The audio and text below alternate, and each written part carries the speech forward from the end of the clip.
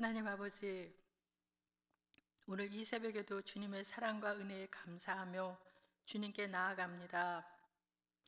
오늘 하루도 주님의 은혜로 호위하시고 성령님의 임재로 함께하여 주셔서 주님의 길로 행하게 하옵소서. 우리의 생각과 마음도 주장하셔서 주님의 뜻을 이루는 하루 되게 인도하여 주옵소서.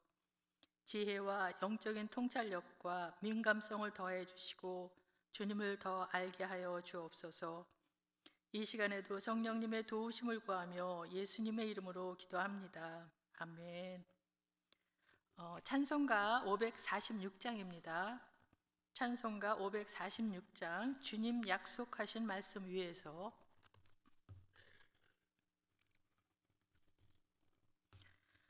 주님 약속하신 말씀 위에서 영원토록 주를 찬송하리라. 소리 높여 주께 영광 돌리며 약속 믿고 굳게 서리라. 굳게 서리, 영원하신 말씀 위에 굳게 서리. 굳게 서리, 그 말씀 위에 굳게 서리라. 주님 약속하신 말씀 위에서 세상 염려 내게 엄습할 때에 용감하게 힘써 싸워 이기며 약속 믿고 굳게 서리라. 굳게 서리, 영원하신 말씀 위에 굳게 서리. 굳게 서리, 그 말씀 위에 굳게 서리라. 주님 약속하신 말씀 위에서 영원하신 주의 사랑 힘입고 성령으로 힘써 싸워 이기며 약속 믿고 굳게 서리라. 굳게 서리, 영원하신 말씀 위에 굳게 서리. 굳게 서리, 그 말씀 위에 굳게 서리라. 주의 약속하신 말씀 위에서 성령 인도하는 대로 행하며 주님 품에 항상 안식 얻으며 약속 믿고 굳게 서리라. 굳게 서리, 영원하신 말씀 위에 굳게 서리. 굳게 서리, 그 말씀 위에 굳게 서리라. 아멘. 오늘 이 시간에 같이 기도할 기도 제목은 선교지를 위해서 우리 같이 기도하겠고요. 또 차세대를 위해서, 또 교육부를 위해서 우리 같이 기도하겠습니다. 하나님 아버지, 지금 세계 각지에 흩어져서 복음을 전하고 있는 우리 선교사님들 한 분 한 분 붙들어 주시고, 하나님 아버지, 주님이 함께 하심으로 하나님 아버지, 우리 선교사님을 통해서 주님의 나라가 이 땅에 이루어지도록 하나님 역사해 주옵소서. 많은 영혼들이 주님께로 돌이킬 수 있도록 하나님 아버지, 우리 선교사님들 통해서 역사하시고, 하나님 아버지, 우리 선교사님들 아버지 늘 힘과 능력을 더해 주셔서 하나님 아버지 어렵지 않게 하시고 하나님이 지켜주시고 보호하시는 가운데 필요를 채워주시고 함께하여 주옵소서. 하나님 아버지, 우리 또 교회에서 우리 후원하는 선교사님들 계십니다. 하나님 아버지, 우리 김현주 선교사님, 남아공의 김현주 선교사님, 또 아버지 하나님 아버지는 우리 강명관 선교사님, 또 하나님 아버지, 또 황광인 선교사님, 탄자니아 황경환 선교사님 계십니다. 하나님 아버지, 캄보디아의 임국성 선교사님 계시고, 하나님 아버지, 그 밖에 여러 단체들이 있습니다. 하나님 아버지, 우리 선교사님들 하나님 붙들어 주시고 하나님 도와주옵소서. 늘 함께하여 주옵소서. 하나님 아버지, 우리가 후원하고 있는 선교사님들 하나님 아버지, 정말 그분들을 통해서 아버지 하나님 많은 영혼들 주님께로 이끌고 또 하나님 아버지 그 땅에 하나님 나라가 이루어지도록 우리 선교사님 통해서 역사해 주시길 간절히 간구합니다. 하나님 아버지 또 차세대를 위해서 기도합니다. 아버지 하나님 지금 많은 어린아이들로부터 하나님 아버지 젊은이들에게 이르기까지 하나님 주를 믿는 자들이 아버지 더 많아질 수 있도록 역사하여 주옵소서. 하나님께서 특별히 어린아이들 아버지 하나님 청소년들 주님께서 붙잡아 주시고 그들을 불러주시고 하나님의 자녀로 하나님의 일꾼으로 하나님 앞으로 귀히 쓰임받을 수 있도록 하나님께서 역사하시고 하나님 많은 차세대가 일어나게 하여 주옵소서. 하나님 미국과 한국에 많은 차세대가 일어나 하나님 앞으로 주님 예수님의 계절이 오게 할 수 있는 그런 많은 세대들이 일어날 수 있도록 하나님 역사해 주시고 원합니다. 우리 교육부 역시 주님께서 함께하여 주시고 하나님 교육부의 자녀들 한 영혼 한 영혼 붙들어 주시고 그 아이들이 주님 교회에서나 집에서나 하나님 아버지 하나님 그 아이들이 주님을 더 붙잡고 하나님께 나아갈 수 있게 붙들어 주시고 또 하나님을 찾는 자들이 되게 하시고 하나님을 만나는 자들이 되게 하여 주옵소서. 그리하여 그들도 주님 앞으로 주님께 귀히 쓰임받는 아이들 다 될 수 있도록 인도하여 주시고 하나님 아버지 우리 또 에스더 전도사님과 제시카 전도사님께 함께하여 주셔서 하나님 늘 성령 충만하게 하시고 기름 부으시고 능력으로 붙들어 주셔서 아이들의 말씀과 기도와 사랑으로 잘 양육하고 지도할 수 있도록 인도하여 주옵소서. 주님께 감사합니다. 아버지 하나님 선교지를 위해서 차세대를 위해서 우리 교육부 자녀들을 위해서 기도했습니다. 하나님 아버지 앞으로 정말 주님 나라가 더 이 땅에 이루어지기를 간절히 소망하는 마음으로 기도하고 있습니다. 하나님 아버지 차세대를 아버지 세워주시고 또한 아버지 하나님 우리 교회 어린 자녀들이 정말 하나님의 자녀들로 잘 자라날 수 있게 도와주시고 하나님 아버지 이 복음을 위해서 세계 각지에 흩어져서 복음을 전하는 우리 선교사님들도 붙들어 주옵소서. 함께해 주시길 원하옵니다. 감사하고 예수님의 이름으로 기도합니다. 아멘. 오늘 함께 나눌 말씀은 에스라서 1장 1절에서부터 11절까지의 말씀입니다. 에스라 1장 1절에서부터 11절까지의 말씀 교독하겠고 끝절은 같이 읽겠습니다.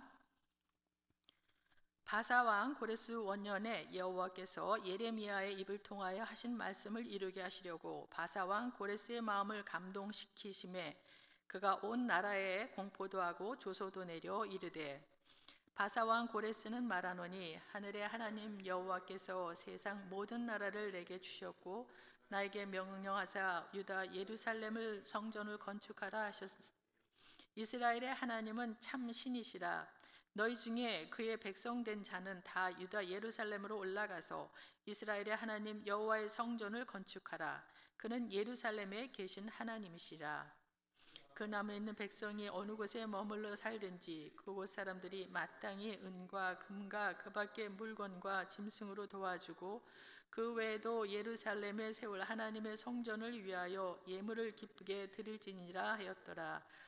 이에 유다와 베냐민 족장들과 제사장들과 레위 사람들과 그 마음이 하나님께 감동을 받고 올라가서 예루살렘에 여호와의 성전을 건축하고자 하는 자가 다 일어나니 그 사면 사람들이 은그릇과 금과 물품들과 짐승과 보물로 돕고 그 외에도 예물을 기쁘게 드렸더라.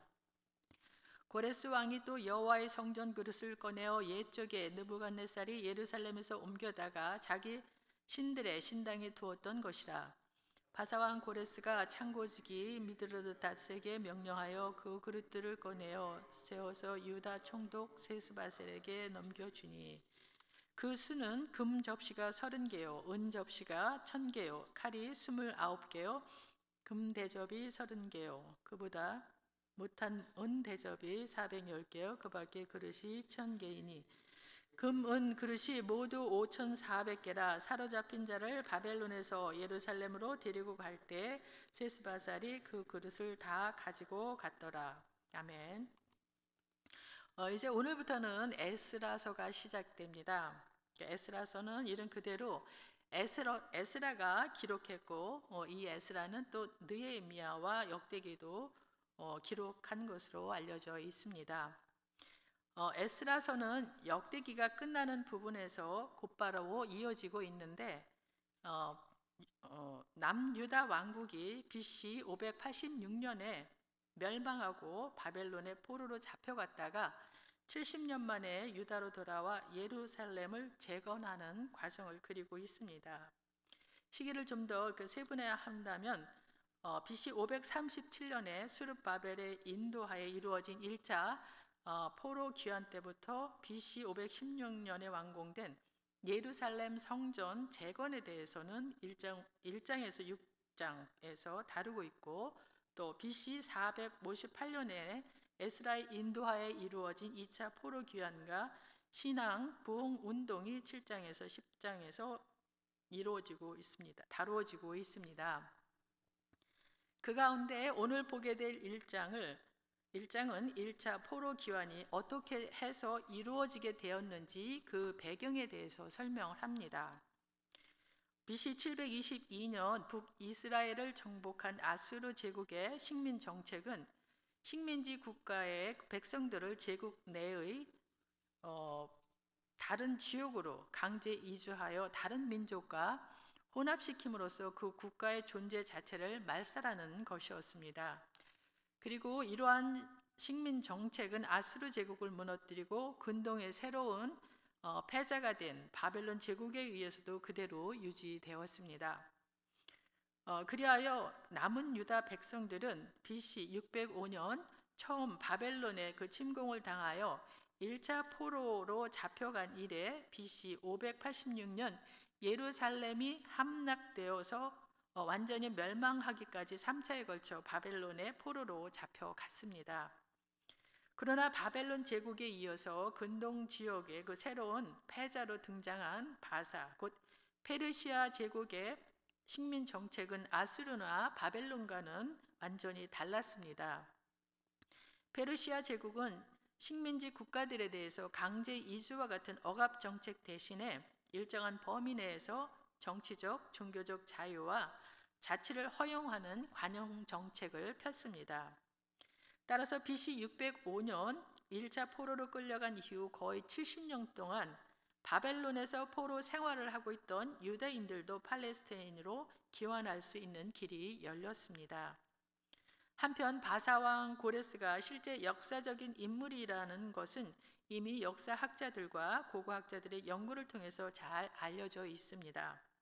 영국 대형 박물관에 가보면은 고레스 왕의 업적을 기록해둔 기념비 같은 것이 있다고 하는데, 여기서 당시 고레스 왕이 여러 민족들을 해방시켜 각자 자기 나라로 돌려보낸 사실을 확인할 수가 있다고 합니다. 이에 역사학자들은 이 사건을 두고 유대인들에게만 특별 대우를 해준 게 아니고 그 당시 고레스 왕이 취한 외교 정책의 일부일 뿐이라고 주장을 합니다. 그러나 에스라 선지자는 고레스 왕이 취한 그 외교 정책을 신학적인 관점에서, 즉 하나님의 시각으로 보고 있습니다. 고레스가 이런 결정을 내린 것은 그가 취한 외교 정책의 결과이기 이전에 하나님께서 고레스 왕의 마음을 움직이셨기에 가능한 일이라고 설명을 합니다. 1절 보겠습니다. 바사 왕 고레스 원년에 여호와께서 예레미야의 입을 통하여 하신 말씀을 이루게 하시려고 바사 왕 고레스의 마음을 감동시키심에 그가 온 나라에 공포도 하고 조서도 내려 이르되. 여기서 고레스 원년은 페르시아 왕이 된 원년을 말하는 것이 아니고, 그러니까 559년을 말하는 것이 아니고 페르시아 제국 통치의 원년, 즉 BC 538년을 가리킵니다. 이때부터 바벨론의 포로로 끌려갔던 유대인들이 고레스의 통치하에 들어가게 되었는데, 그 해에 고레스는 유대인의 해방을 선포했습니다. 에스라는 바사왕 고레스 원년에 여호와께서 예레미야의 입을 통해 하신 말씀을 이루게 하시려고 바사왕 고레스의 마음을 감동시켰다고 설명합니다. 예레미야의 입을 통해 하신 말씀은 예레미야서 25장 11절 12절 또 29장 10절로 이스라엘 백성들의 바벨론 포로로 잡혀가겠으나 다시 예루살렘으로 돌아오겠다는 말씀입니다. 제가 예레미야서 25장 11절 12절 29장 10절을 한번 읽어보겠습니다. 이 모든 땅이 폐허가 되어 놀랄 일이 될 것이며 이 민족들은 70년 동안 바벨론 왕을 섬기리라. 여호와의 말씀이니라. 70년이 끝나면 내가 바벨론의 왕과 그의 나라와 갈대인의 땅을 그 죄악으로 말미암아 벌하여 영원히 폐허가 되게 하되 여호와께서 이와 같이 말씀하시니라. 바벨론에서 70년이 차면 내가 너희를 돌보고 나의 선한 말을 너희에게 성취하여 너희를 이곳으로 돌아오게 하리라. 실제로 유다 백성이 포로로 잡혀가기 시작한 때가 유다 왕 여호야김 3년 BC 605년이었고 첫 귀환이 고레스 원년인 537년에 이루어졌으므로 그 기간이 68년이 되어서 예레미야가 예언한 70년에 가깝습니다. 게다가 이스라엘의 이러한 포로 기환에 대하여는 이미 200여 년 전에 이사야도 예언한 적이 있는데 이사야는 고레스를 가리켜 하나님의 목자 또 기름 부음을 받은 자라 칭하여 그가 하나님의 구속사에서 하나님의 도구로 사용될 것임을 예언하였습니다.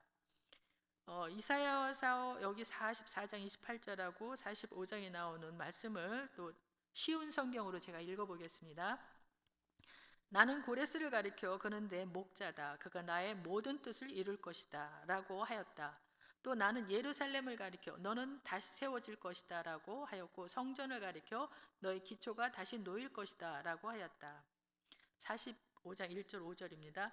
여호와께서 기름 부어 세우신 고레스에게 이렇게 말씀하셨다. 내가 네 오른손을 붙들어 민족들을 물리치게 하고 왕들을 내 앞에서 무릎 꿇게 하겠다. 내가 가는 곳마다 문빗장을 열어주어 성문이 내 앞을 막지 못하게 하겠다. 5절 나는 여호와다. 나 외에 다른 하나님은 없다. 내가 나를 알지 못하나 내가 너를 강하게 해주겠다. 또한 바벨론이 멸망하던 해에 그 다니엘이 자기 백성의 구원을 위해서 기도했다는 기록이 있는데 이것 역시 예레미야와 이사야의 그 예언 성취를 염두에 둔 것이었습니다. 이를 통해 우리가 알 수 있는 것은 바로 하나님이 역사의 주관자가 되신다는 것입니다. 세상의 역사가 부와 권력을 가진 몇몇 사람에 의해 움직이는 것 같이 보이지만 실은 하나님의 섭리 가운데 이루어지고 있다는 것입니다.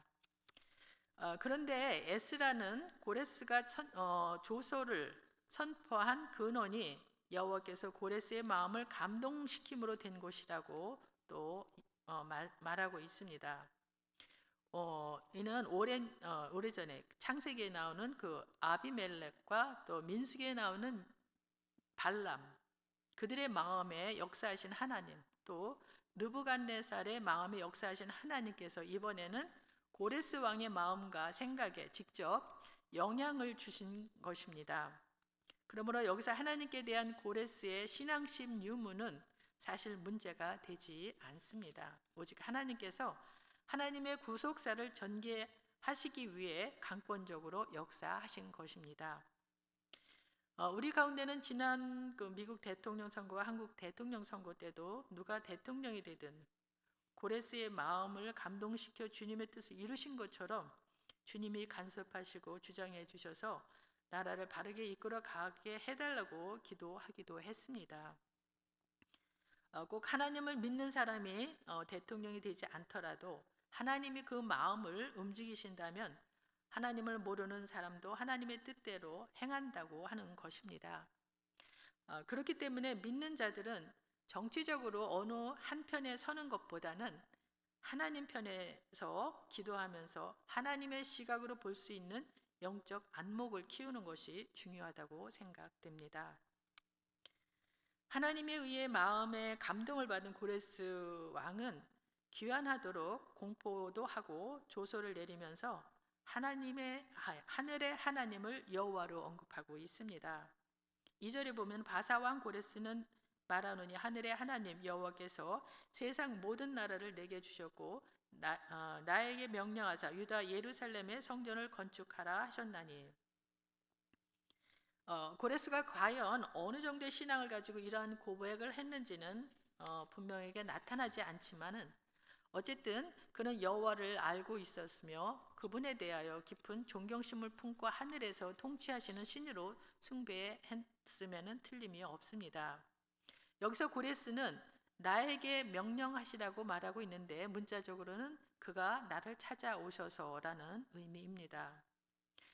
대부분의 주석가들은 이것을 앞에서 읽어드린 이사야 44장 28절의 예언과 연관시켜서 풀이하고 있는데 고레스는 200여 년 전에 이사야에 의해 자신의 이름이 예언되었다는 사실을 알고 있었으며 그 예언이야말로 자기에게 주어진 명령으로 확신 있게 이해했다는 것입니다. 이렇게 이미 예언된 하나님의 말씀이 성취되는 본문을 보면서 세계 열강의 세력이 하나님의 뜻을 이루기 위해 온전히 사용되어지는 것을 볼 수가 있습니다. 이처럼 고레스는 하나님의 뜻을 이루는 데 쓰임만 받는 것이 아니라 그는 하나님을 온 세상을 지배하는 참신으로 고백까지 하게 됩니다. 3절을 보면은 이스라엘의 하나님은 참신이시라. 너희 중에 그의 백성된 자는 다 유다 예루살렘으로 올라가서 이스라엘의 하나님 여호와의 성전을 건축하라. 그는 예루살렘에 계신 하나님이시니라. 그런데 정작 하나님의 뜻을 이루는데 도구로 쓰임 받았던 고레스는 여호와가 이스라엘의 하나님이고 또 너희 하나님이지 나의 하나님이라고 고백하는 정도까지는 되지 못했습니다. 그럼에도 불구하고 고레스 왕은 포로로 잡혀와서 바벨론 지역에 살고 있는 전 이스라엘 백성들이 돌아가지 못하는 일이 없도록 세심한 조처를 취하면서 그의 조소를 끝맺고 있습니다. 4절입니다. 그 남아있는 백성이 어느 곳에 머물러 살든지 그곳 사람들이 마땅히 은과 금과 그 밖의 물건들과 짐승으로 도와주고 그 외에도 예루살렘에 세울 하나님의 성전을 위하여 예물을 기쁘게 드릴지니라 하였더라. 고레스 왕은 그곳의 그 원주민들에게도 유대인들에게 은과 금과 그 밖의 물건과 짐승으로 도와주라고 할 정도로 친절하고 세심하게 신경을 쓰고 있습니다. 고레스가 이렇게 말한 의도는 가난한 이스라엘 백성들이 예루살렘에 가서 성전을 건축하기에 용이하고 또 그들이 예루살렘까지 가는 동안에 생존을 위해서였습니다. 이러한 모습은 출애굽 당시의 사정과 매우 비슷한 것으로 이사야는 이미 이 일을 출애굽 사건과 대비하여 예언한 바가 있습니다. 이사야서 11장 16절에 보면 그의 남아있는 백성 곧 아수르에서 남아있는 자들을 위하여 큰 길이 있게 하시되 이스라엘이 애굽에서 나오던 날과 같게 하시리라. 그래서 유대인들은 바벨론 포로 귀환을 가리켜 제2의 출애굽 사건이라고 묘사하기도 합니다. 이제 바사왕 고레스의 조서에 따라 유대 백성들은 성전을 재건하기 위해 70년에 걸친 포로 생활을 청산하고 본토로 돌아갈 수 있게 되었습니다. 5절에 보면 이에 유다와 베냐민 족장들과 제사장들과 레위 사람들과 그 마음이 하나님께 감동을 받고 올라가서 예루살렘에 여호와의 성전을 건축하고자 하는 자가 다 일어나니 그러나 이스라엘 12지파 중 10지파는 조서의 귀를 기울이지 않았고 단지 유다와 베냐민 지파에 속한 족장들과 제사장들과 레위 사람만이 반응을 보였습니다. 이런 사실에 대해 그 역사가 요세푸스는 말하기를 바벨론에서 포로 생활을 하던 유대인들이 그들의 부를 포기하기를 꺼려했기 때문이라고 밝히고 있습니다. 이것으로 보아 하나님께서는 이스라엘 모든 백성들에게 구원 역사를 베푸셨지만 그 백성들 대부분은 현세에 더 안주하고 하나님의 돌보심을 경홀히 여겼다는 것을 알 수가 있습니다. 유다와 베냐민 족장들과 제사장들과 레위 사람들은 그 마음이 하나님께 감동을 받은 사람들로 그들은 왕명에 따라 예루살렘 성전 건축을 하려고 유대로 돌아가는 자들이었습니다.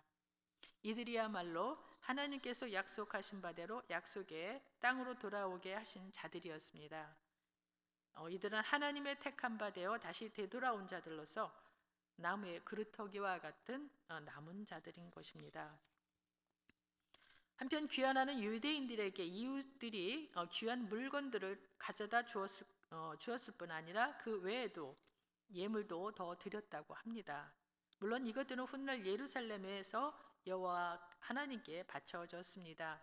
6절을 보면은 그 사면 사람들이 은그릇과 금그릇과 물품들과 짐승과 보물로 돕고 그 외에도 예물을 기쁘게 드렸더라.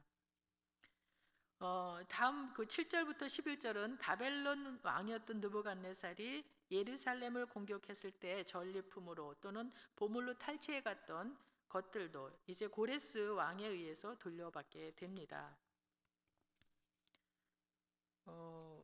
7절부터 11절, 7절부터 7절, 8절 읽겠습니다. 고레스 왕이 또 여호와의 성전 그릇을 꺼내니 옛적에 느부갓네살이 예루살렘에서 옮겨다가 자기 신들의 신당에 두었던 것이라. 바사 왕 고레스가 창고지기 미드로닷에 명령하여 그 그릇들을 꺼내어 세워서 유다 총독 세스바살에게 넘겨주니. 11절에 보면 금은 그릇이 모두 5,400개라 사로잡힌 자를 바벨론에서 예루살렘으로 데리고 갈 때 세스바살이 그 그릇을 다 가지고 갔더라. 여기에 나오는 세스바살이 누구인지에 대해서는 에스라가 분명하게 말하지는 않습니다. 다만 에스라서 5장 14절에 보면 그를 총독이라고 부르는 것을 보면은 그를 스룹바벨을 가리키는 것 같이 보입니다. 이와 같이 하나님께서 주신 마음으로 결단하고 믿음의 길을 나서는 사람에게 하나님께서 어떻게 도우시는지를 우리는 알게 됩니다. 특히 제사장과 레위 사람들은 자신들이 그곳에 가는 큰 목적을 성전 회복에 두었을 때 하나님께서 그들에게 필요한 모든 것을 주셨습니다. 그러므로 우리는 우리 삶의 목표와 목적이 하나님의 뜻과 합할 때에 모든 것을 제공하시고 순적히 길을 여시는 하나님을 온전히 의지하는 성도들이 되어야 할 것입니다. 또한 이 세상 역사를 통해 하나님의 뜻을 발견하기 위해 힘써야 하고 하나님께서 모든 역사의 주인이 되시기에 그분의 말씀과 뜻에 순종하는 삶을 사는 것이야말로 인생의 행복이며 참 기쁨임을 우리는 알아야 할 것입니다. 기도하겠습니다. 하나님 아버지, 주님은 이 세상 역사를 주관하시는 하나님이십니다. 미약한 존재인 우리는 하나님의 섭리를 깨닫지 못해 하루하루 일비하며 살아갈 때가 많이 있습니다. 창조주 하나님 앞에서 우리는 연약한 존재에 지나지 않음을 기억하게 하시고 하나님의 섭리와 뜻에 순종하는 삶을 살게 하여 주옵소서. 그럴 때만 후회 없는 인생, 의미 있고 가치 있는 인생을 살게 됨을 잊지 않게 하여 주옵소서. 감사하고 예수님의 이름으로 기도합니다. 아멘. 하늘에 계신 우리 아버지여, 이름이 거룩히 여김을 받으시오며 나라가 임하옵시며 뜻이 하늘에서 이루어진 것 같이 땅에서도 이루어지이다. 오늘날 일용할 양식을 주옵시고 우리가 우리에게 죄 지은 자를 사하여 준 것 같이 우리 죄를 사하여 주옵시고 우리를 시험에 들지 말게 하옵시고 다만 악에서 구하옵소서. 나라와 권세와 영광이 아버지께 영원히 있사옵나이다. 아멘.